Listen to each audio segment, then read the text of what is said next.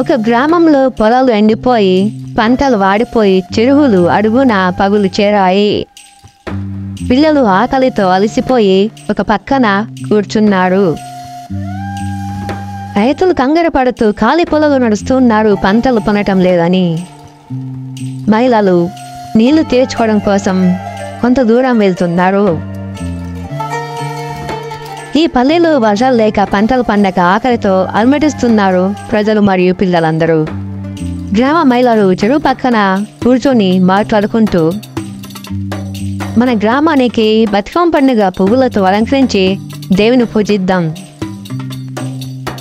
మహిళలు రంగురంగుల పువ్వులు, గుంట పూలు, బంతి పూలు మరియు తంగేడు పూలతో సేకరిస్తూ మహిళలు బతుకమ్మను అందంగా పేల్చుతూ పాటలు పాడుతూ ఉంటారు. బతుకమ్మ నైవేద్యం కోసం పిండి పదార్థాలు చేస్తున్నారు. పల్లె ప్రజలంతా ఒక చోట చేరి బతుకమ్మ చుట్టూ తిరుగుతూ పాటలు పాడుతూ ఉంటారు.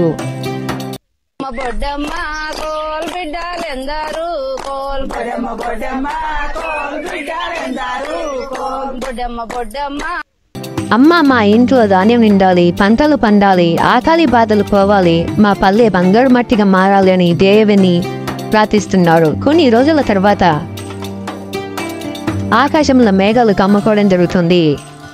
అకస్మాత్తుగా జోరుగా వర్షాలు కురవటం, ఒక పక్క పిల్లలు నాట్యం చేయడం, గ్రామం అంతా పచ్చగా ఉండటం, చెరువు నిండటం, దేవి దయతో వర్షాలు కురిశాయి, పంటలు పండాయి, పల్లె సంతోషంలో కొనసాగిపోయింది.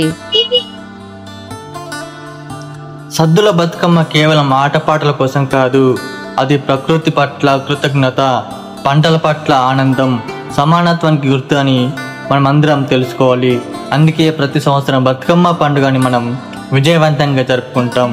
మీకు మా వీడియో నచ్చితే కన్ఫర్మ్గా లైక్ కొట్టండి, అలాగే ఛానల్ని సబ్స్క్రైబ్ చేసుకోండి. మళ్ళీ కలుద్దాం.